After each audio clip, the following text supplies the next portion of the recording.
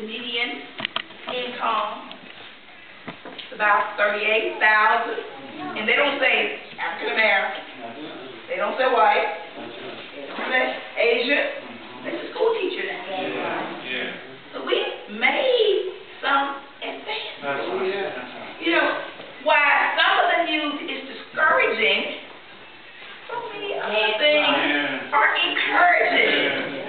But, you know, the song said, and you know we all listen to them because you're in church now, just pretend like you know, don't listen to gospel songs. But you know when Sam Cooke song, been a long time. For the church.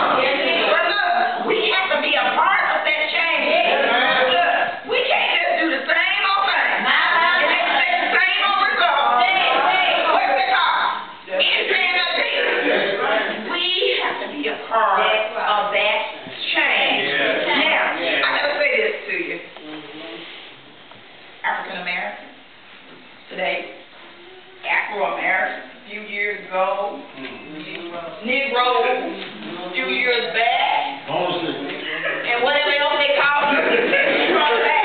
Oh, it was a period with blacks too, you know. That's right. You know, what's politically correct? Leave that alone. Because it's what God says. All right.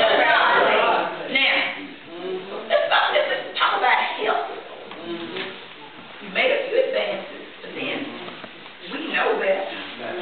We don't do better. Right? We're talking cardiovascular disease. We eat up what we don't. We know everything's not good. That's good to us, not good for us. Good. Let's talk about these other little vices we have. Everybody sit down. I got 3, 4. I like to eat stuff. We all got vices. But let's talk about tobacco. Alright. I know there's some folk in here that indulge.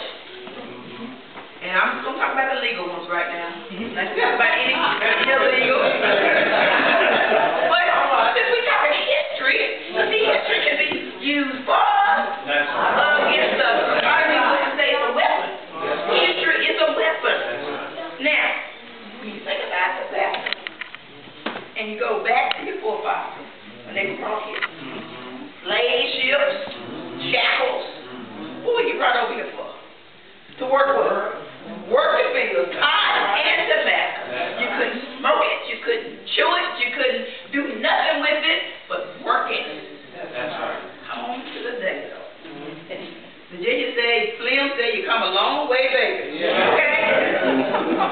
You're dying of more smoke-related illnesses than any other race of people. And when I say to the young men and women in jail, when I go out there, a lot of you all out there because you said somebody dissed you, disrespected you. You are dissing and disrespecting yourself every day. Ain't nobody put nothing in your mouth to make you something. Now, change one step at a time. And everybody tells me, Miss Rayner, you should have a big job to do. Work with all some people. And you know, black folks hard to work. Same line, we are. We are a difficult couple. But you know what? I believe you want that. I'm worth it. You know, we're all worth it. I have the pleasure, and I heard you say that in your announcements. You all go out to Tucker. I go out to Tucker Max once a quarter, and I do life skill training, as well as teach forgiveness and reconciliation. Now, I didn't go out there to do that stuff. I'll be honest. I was like, folks kill my baby, put him in jail, throw it in key. Amen. You know how people say? Ain't what God say. That's right. Ain't God say. Ain't what God say. And it took a minute. You know, I you going through a phase of grief. You know, you got through the denial. You passed that. You angered for a time, but one thing I learned, you take anger out. You gotta put something back. Yeah. You can't take anger out and say that's it. That's done. You gotta put some love. Everything when you take something out, you gotta put some love. Because otherwise it don't work. And I remember going out there for clients, and they want to know why people did this to their loved ones, and are they remorseful? Without talking to them, That's right. So I started going out there, and then you know what? I went out there and found out if it was not but the grace of God. That's right. That's right. That's right. Oh, you have to be out there. That's right. That's right. That's right. But that's unfair. Of God. That kept me, a lot of folks that made some decisions, and some of them thought about it now. Some of them made the decisions, and I remember as I would talk to young men out there, and then I would still wonder, Lord, it could have been my child. That's right. That was on the side, because there are never any winners when things like that happen. And I was fortunate 2 years ago. I remember going out there, and they pulled me into this little room and said, I need to talk to you about it. And they said, Pete's supposed to be in your class today. I'm like, okay, fine, Pee-wee, Junior, whatever, bring him on, whatever. Kept saying that. And I was like, what? Pee-wee gonna be in the class? I teach the class. Well, I said, who is the Pee-wee? They told me the young man's name. The young man who killed my son. Oh, wow. But I wish that, that aha moment. I said, That's right. Well, okay. I'm praying about that. God wouldn't set me on a course. That He didn't use. He didn't give me a way to escape. That's right. That's right. But He didn't give me something. That's right. That's right. And He wasn't in the class that day. The next time I went out there, He was front and center. And I would say, and I asked my pastor, or pastors, I had to have a powwow about that. Y'all pray for me. Because, don't say something and do something else. That's right. You got to practice what you preach.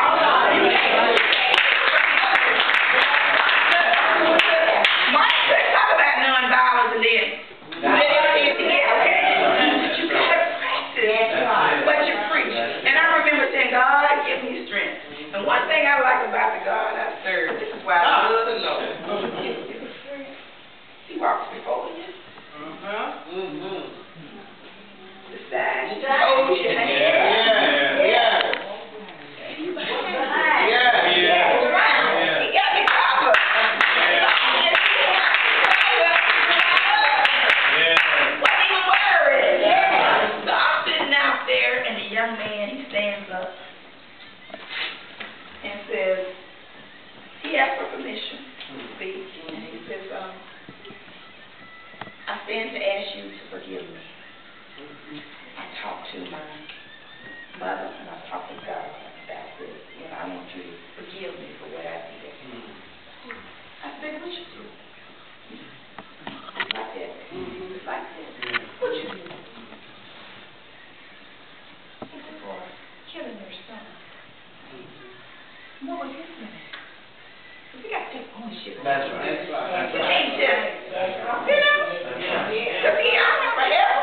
That's right.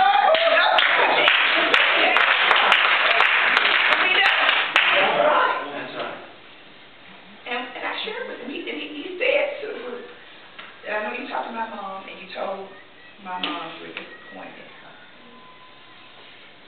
Y'all think I was disappointed in her for what her child did?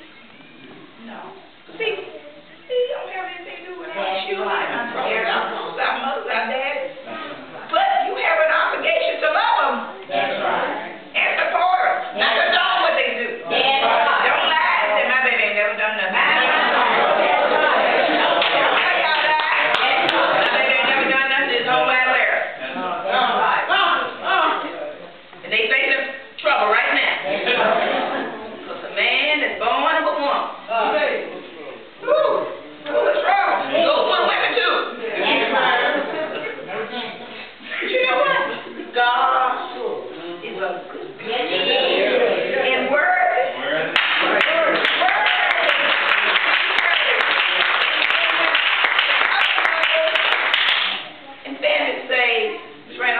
did that. It wasn't me. All right. It's going to be the God. When I can look back over my life. And you know how the song used to say, how I got over. Yeah. My soul look back at what?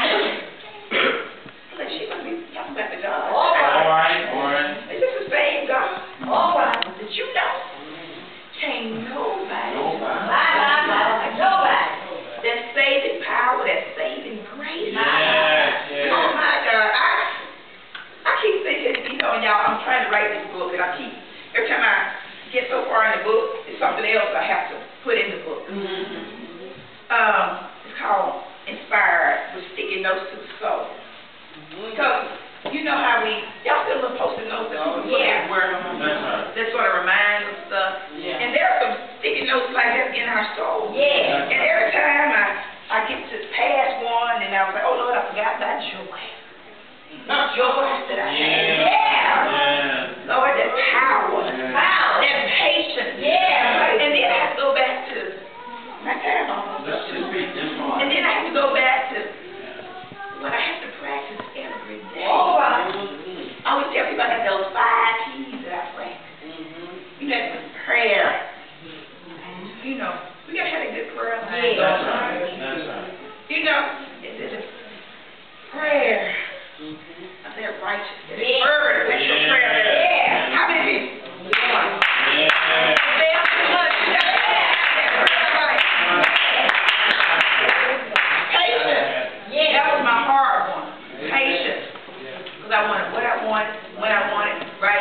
Right now, microwavable. You tell them, they that wait on the Lord. See, I'm still,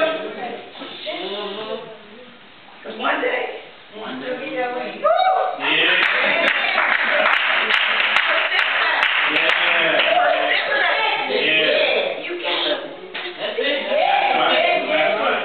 power. Y'all got it. Look, what did they do to them? They hung? And they lifted? When they lifted it? Power! And then the last P is preparation. We should be making some plans. We should make some serious plans. Meet the master. Because see, I don't know what you all going to do when you meet the master. When you together. Right after I see my master's face. I'm not interested in the streets of gold. Them long white roads, mansions.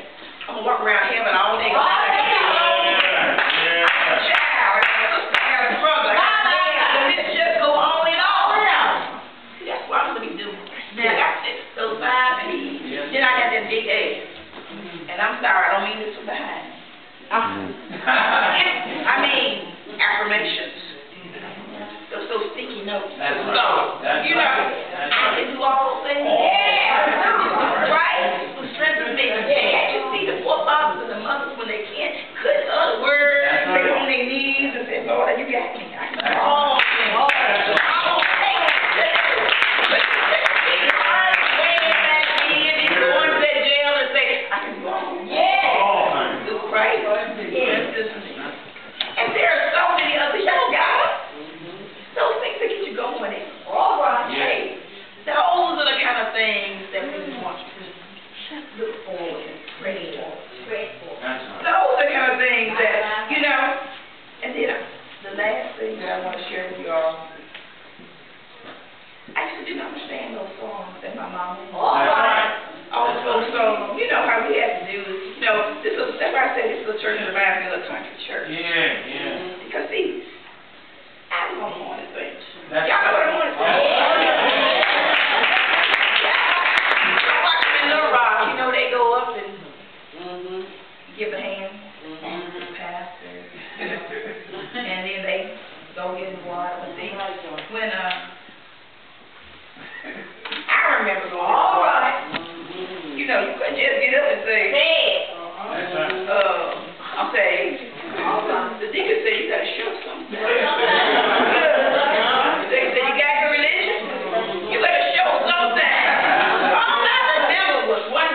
from on the bench. All right. I remember the burning and the running in my feet. Yeah. All right. And I remember truly giving my hand to the pastor. Yeah. And I remember in the water. The first time I pulled up there, a cliff, I love you. It's called walking the lake.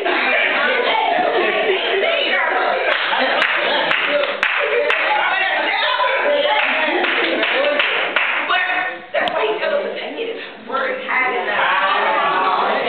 because everyone's why you need to go back and forth. The things I was going through and transitioning through, I needed that wisdom man to do it for the night with joy.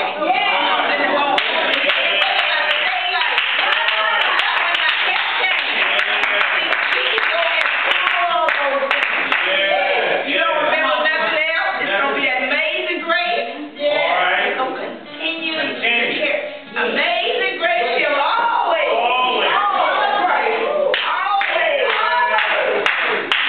But just see when you walk down the hall and think about all the people who came before. Just think about it. You can't just never look down, up and down this carpet. Their amazing grace is allowing you to walk. The amazing grace that God gave them allowed you to walk, talk, hold yourself up even when you're in pain. Y'all know how they say, I can smile in my pain? That's the way it is.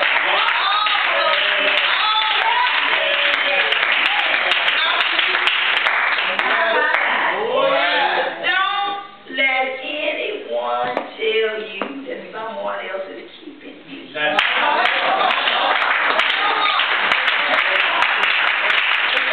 time I think about it, because I had a little talk with the Lord.